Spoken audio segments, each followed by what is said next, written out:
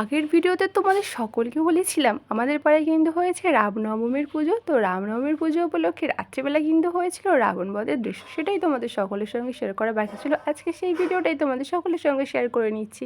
জানি একটু দেরি করেই পোস্ট করছি, একটা কাজ করছিলাম, মানে আমি এখন খুবই ব্যস্ত আছি, সেই জন্য করেই আর কি ভিডিও খুব একটা বেশি পোস্ট করতে পারছি না।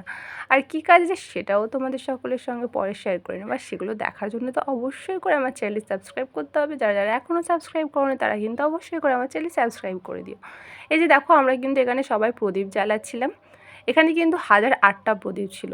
জানি তোমরা হয়তো বিশ্বাস করছো না, কিন্তু একটু পরেই দেখিয়ে দেবো।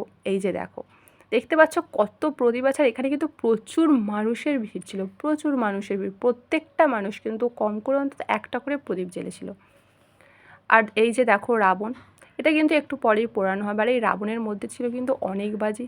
আর সেটাই দেখার জন্য রাস্তায় তো দেখতে পাচ্ছ প্রচুর লোক দাঁড়িয়ে ছিল, প্রচুর লোক হয়েছিল।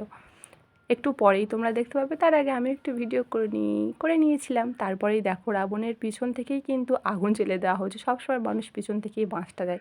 তো যাই হোক, এই নিয়ে আমি আর বেশি কিছু কথা বাড়াতে চাচ্ছি না। তো দেখতেই পাচ্ছ অনেকটা দূর থেকেই কিন্তু আগুনটা ধরানো হয়েছিল। তো এইভাবেই কিন্তু আমাদের রাবণ বধের মানে রাবণটা পোড়ানো হয়েছিল। তো বাজিটা ফাটবে, জাস্ট দেখো একবার। তো এইভাবেই কিন্তু আমাদের রামনবমীর পুজো কমপ্লিট হয়ে গিয়েছিল। তোমাদের পাড়ায় কাদের কাদের রামনবমীর পুজো হয়েছে অবশ্যই করে কিন্তু কমেন্ট বক্সে জানাবে। আর এই ভিডিওটা এখানে শেষ করে দিলাম। টাটা।